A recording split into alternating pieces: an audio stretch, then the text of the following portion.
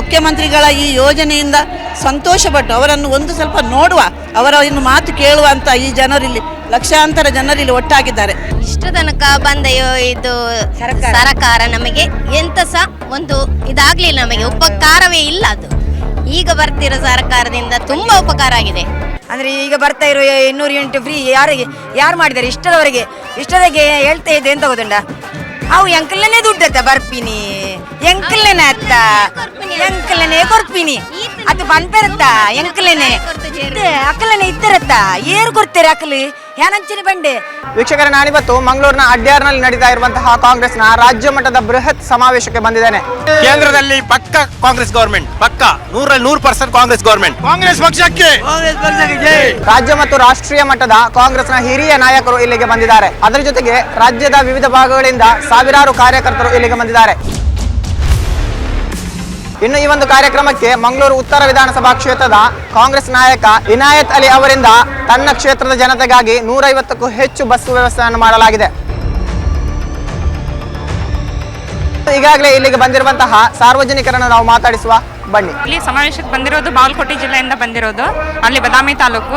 ಸಿದ್ದರಾಮಯ್ಯ ಅಪ್ಪಾಜಿ ಅವರು ಮಾಡುವಂಥ ಎಲ್ಲ ಕೆಲಸಗಳು ತುಂಬ ಚೆನ್ನಾಗಿದೆ. ಮಹಿಳೆಯರಿಗೆ ಇವಾಗ 2,000 ರೂಪಾಯಿ ಗೃಹಲಕ್ಷ್ಮಿದು ಕೊಡ್ತಾರೆ. ಅದು ಭಾಳ, ಯಾಕಂದ್ರೆ ಎಲ್ರಿಗೂ ಈಗ ಬಡವರು ಇರ್ತಾರೆ, ಆಮೇಲೆ ಮುದುಕರು ಇರ್ತಾರೆ, ಅವ್ರಿಗೆ ಫುಲ್ ಎಲ್ಲ ಹೆಲ್ಪ್ ಆಗೈತಿದ್ದು. ಆಮೇಲೆ ಅಕ್ಕಿ ಕೊಡ್ತಾರೆ, ಆಮೇಲೆ ಸ್ಕೂಲ್ ಮಕ್ಕಳಿಗೆ ಎಲ್ಲ ಆಹಾರ ಆಯಿತು. ಇವರು ಒಂದು ಶೇಂಗಾ ಚಕ್ಕಿ, ಬಾಳೆಹಣ್ಣು ಪ್ರತಿಯೊಂದು ಕೊಡ್ತಾ ಇದ್ದಾರೆ. ಅದಕ್ಕೋಸ್ಕರ ಕೇಂದ್ರದಲ್ಲಿ ನಮ್ಮದೇ ಸರ್ಕಾರ ಬರಬೇಕಂತ ನಾವು, ನಮ್ದು ಇನ್ನೂ ಮುಂದೆ ಸಿದ್ದರಾಮಯ್ಯನವರೇ ಮುಖ್ಯಮಂತ್ರಿ ಆಗಬೇಕಂತ ಆಸೆ, ಮತ್ತು ಸೆಂಟ್ರಲಲ್ಲೂ ನಮ್ಮದು ಕಾಂಗ್ರೆಸ್ ಬರಬೇಕಂತ ಆಸೆ. ಆಡಳಿತ ಒಳ್ಳೆದಿದೆ.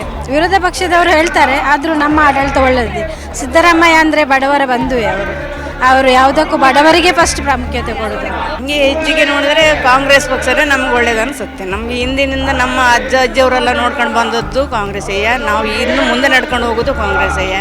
ನಮಗೆ ಬೇಕಾಗೋದೇ ಕಾಂಗ್ರೆಸ್ ಅಂತೇಳಿ ನಾವು ತಪಸ್ಸು ಮಾಡ್ಕೊಂಡು ಕೂತ್ಕೊಂಡಿದ್ದೇವೆ ಅಷ್ಟೇ. ಒಳ್ಳೆ ರೀತಿಯಲ್ಲಿ ಒಂದು ಇದ್ರೆ ಸಾಕು. ನಮಗೀಗ 2,000 ರೂಪಾಯಿ ಬರುತ್ತೆ, ಅಕ್ಕಿ ಹಣ ಬರುತ್ತೆ, ಮತ್ತು ನಮಗೆ 65 ವರ್ಷದ್ದು ದುಡ್ಡು ಬರುತ್ತೆ. ಬಸ್ ಇದು ಹೆಂಗಸರಿಗೂ ಒಳ್ಳೆ ಇದು, ಮತ್ತು ಇದು 2,000 ಕೊಡುವುದು ಈಗಿನ ಪರಿಸ್ಥಿತಿ ಭಾರಿ ಒಳ್ಳೆಯದು ಅದು ಯೋಜನೆ. ಇಷ್ಟು ತನಕ ಬಂದ ಇದು ಸರ್ಕಾರ ನಮಗೆ ಎಂತ ಸಹ ಒಂದು ಇದಾಗ್ಲಿಲ್ಲ, ನಮಗೆ ಉಪಕಾರವೇ ಇಲ್ಲ. ಅದು ಈಗ ಬರ್ತಿರೋ ಸರ್ಕಾರದಿಂದ ತುಂಬಾ ಉಪಕಾರ ಆಗಿದೆ.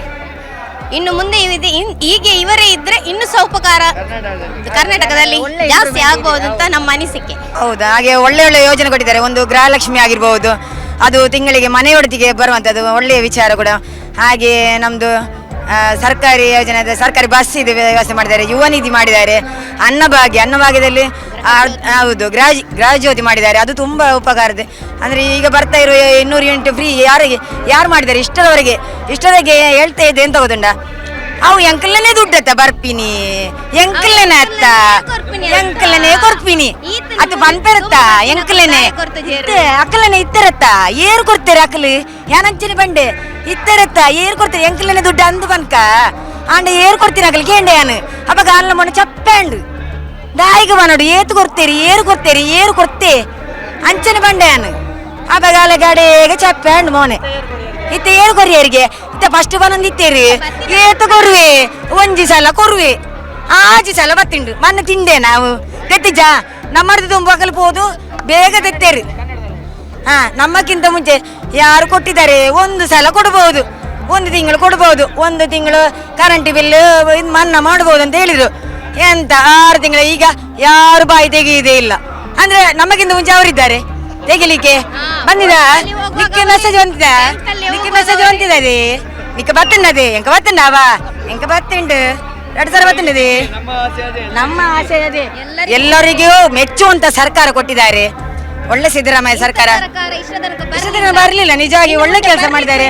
ನಮ್ಮ ಆಸೆ ಅದೇ, ಇಷ್ಟವರೆಗೆ ಬರಲಿಲ್ಲ. ಒಂದು ಬಾರಿ ಖುಷಿಯಲ್ಲಿತ್ತು, ನಮಗೆ ಬಾರಿ ಬೇಸರ ಇತ್ತು.